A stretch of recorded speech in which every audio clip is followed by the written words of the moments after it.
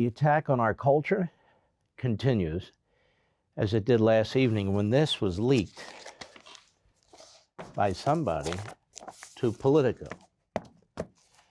Politico is a left-wing website set up by former Washington Post reporters, and it is an establishment, mostly left Democrat operation in Washington, D.C.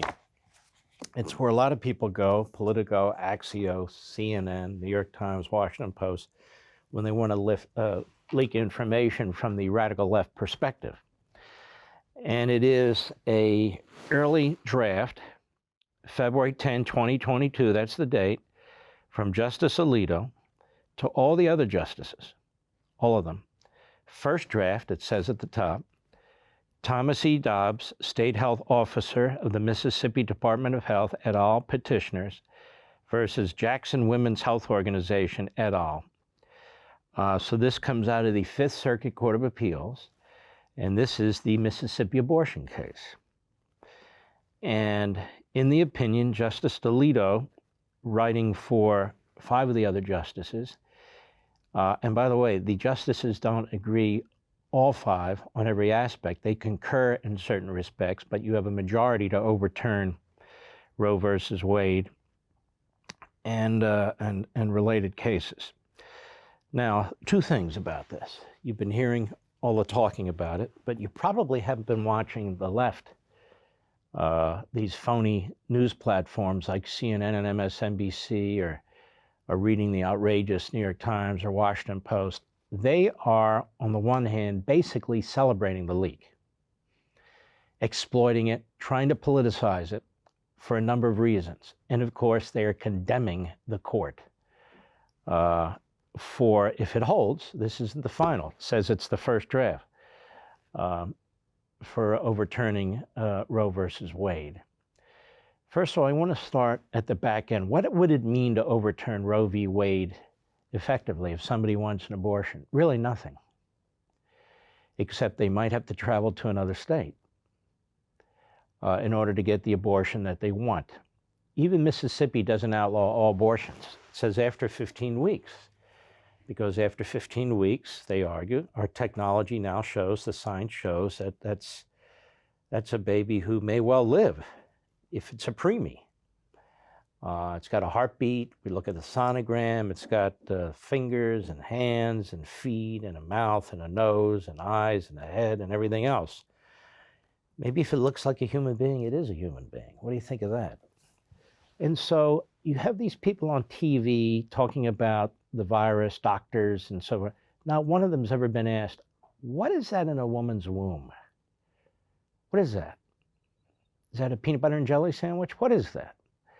No, it's a human being. Now, you can fight over the choice issue and faith and morality. I think there's really no fight, but that's fine. But how can you deny it's a human being? Because if you deny it's a human being, then you're arguing over a choice, right?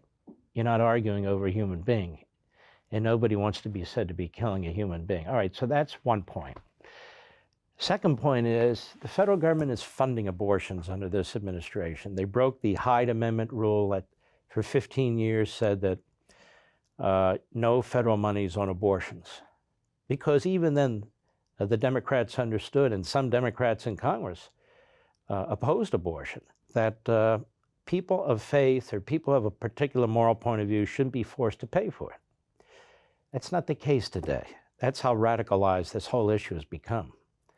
So there is no middle ground, certainly not with the hard left. And nobody denies that what's going on in many areas is even well beyond Roe versus Wade, where like in California and New York and other states, it's abortion on demand. It can be 1 minute before birth. So we're not even talking about 15 weeks. We're talking about 9.5 months. And that seems to be okay. I also notice that this is the majority opinion that's being circulated. Subsequently, there's a minority opinion that, or an opposition opinion that's being circulated. That hasn't been leaked. We are in May. This is dated February 10th. So what's that? March, April, May. So this is almost 3 months old. Now, why was this leaked?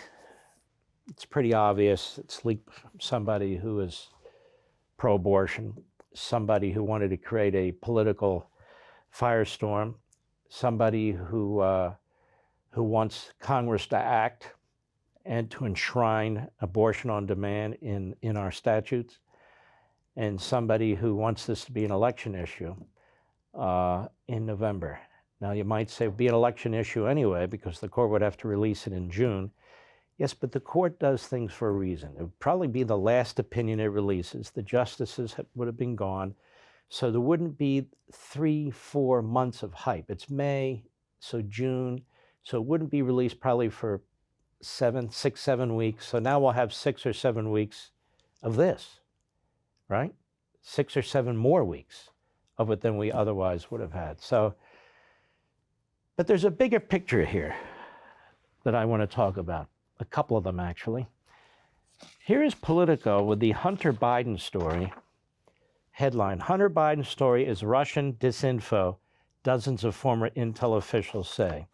What Politico was doing, and the rest of the media, for the most part, were doing, was covering up for Joe Biden by refusing to report the story accurately and substantively on the Hunter Biden laptop. Attacking the New York Post, which was reporting the story, attacking Fox, which was reporting the story, and of course attacking conservative talk radio, any outlet that was actually using the information in the laptop. So Politico did everything it could to cover it up and to censor it. New York Times did, Washington Post did. And then this is leaked to Politico.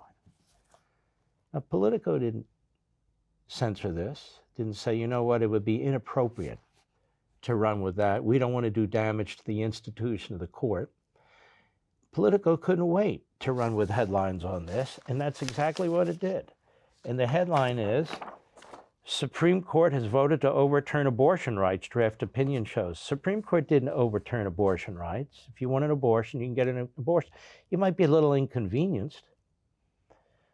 You know, illegal aliens come across the border. There's buses waiting for them. There's planes waiting for them. There's trains waiting for them. There's cars waiting for them.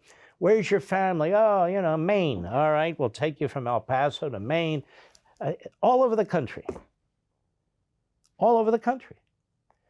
So if you want an abortion, you live in Mississippi, and you want an abortion beyond the 15-week period, you can get one.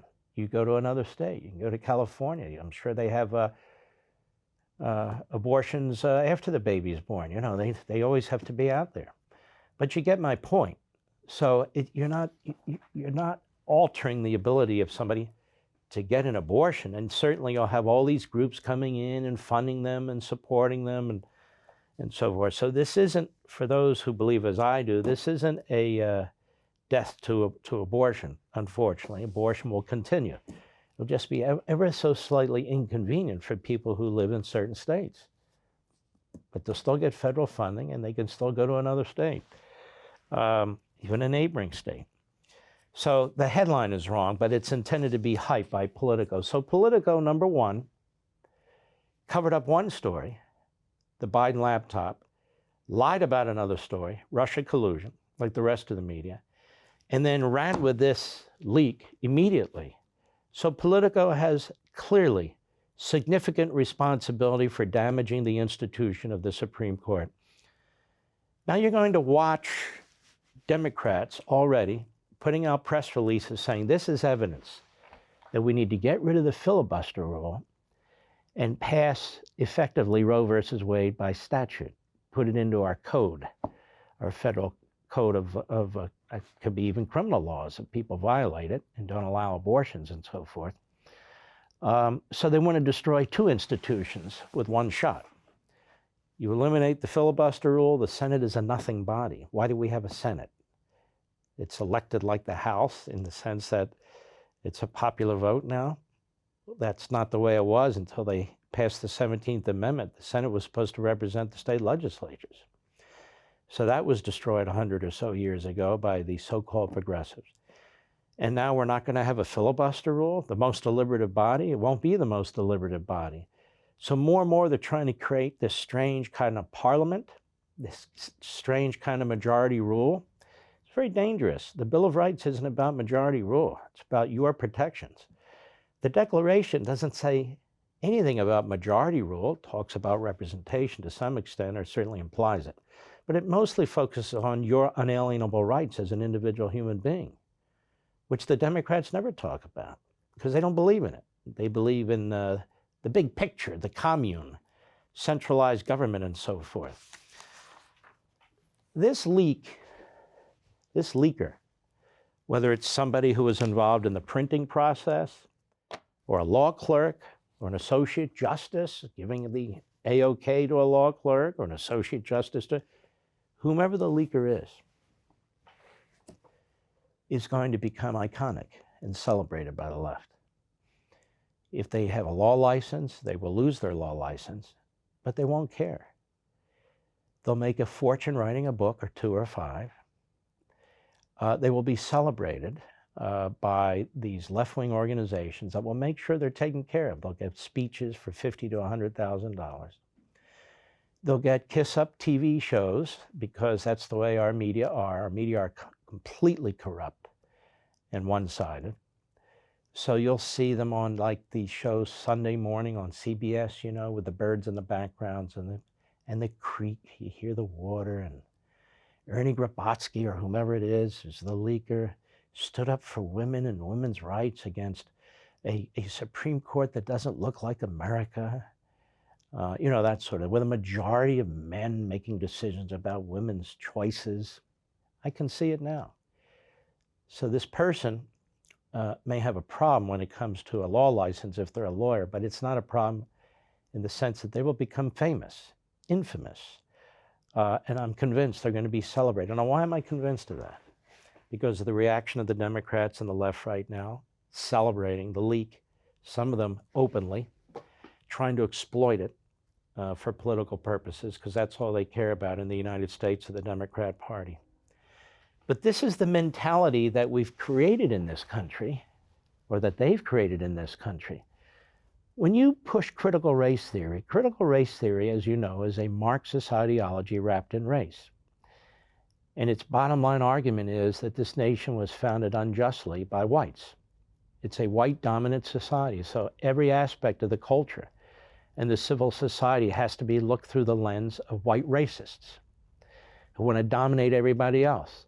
Even if you're black or Hispanic or Asian or whatever you are, and you don't think that's the case, they say that you are black and so forth in skin only, but not in mind, because your mind has been colonized by the white dominant society. You've been brainwashed. So they have an answer for everything, and what they don't accept is debate and engagement. In fact, the professor who is considered really the most important founder of this entire movement, he was considered a kook by many, but now that's all been mainstream critical race theory. He said people who oppose his arguments are racists because they just don't understand the reason for his arguments or the basis for his arguments, so they're racists. Isn't that very clever? It's sickening, it's sinister, but it's very clever. So if you disagree with him, you're racist. That's it. If that's what you're teaching people, that America's founding is evil, that it's really not 1775 or 1776, that it's 1619, which is so absurd. Top historians, I mean the best of the best, and they're not all conservatives and Republicans, just straight shooters have condemned this, and they should, because the 1619 project is not really an honest history of the United States. In fact, it's the opposite. It's, again, a racist screed, and it's being pushed into thousands of school districts. So if you think America's founding is illegitimate, then you have to believe its institutions are illegitimate, including the Supreme Court, especially if you don't get what you want, especially if it doesn't, quote, look like America, unquote. That's what's going on here. We're breeding an entire generation of people, or maybe they've already been bred, who hate our country and hate these institutions, and perfectly fine if they get what they want out of the Supreme Court, perfectly fine if they get what they want out of the executive branch or Congress, but if they don't, they attribute the fact that their ideology isn't winning the day to racism or a sinister founding or whatever or however you want to put it. It's like the war on the nuclear family. Who says, this is all in American Marxism, who says the nuclear family is ideal? The nuclear family, they argue. Okay, so what? That is discriminatory against people who don't believe in the nuclear family. Who said the sexes are binary? Well, science and so forth. Well, so what? That's not the way I go. Well, then, okay, well, we don't want to discriminate against you, so now that's a civil right. So when you're attacking the culture, you're attacking tradition, you're attacking science, you're attacking experience, you're attacking knowledge, you're attacking the very foundations of this country, which is based on all of that, as well as the Judeo-Christian viewpoint. What's a leak on the Supreme Court? What's the big deal? And when you know you're going to be celebrated by the Democrat Party and the media at some point, once the dust clears, whoever is found, at some point you're going to be celebrated. You watch. I know what I'm talking about here. What's the big deal? Want to see more Mark Levin? Go to LevinTV.com and subscribe now.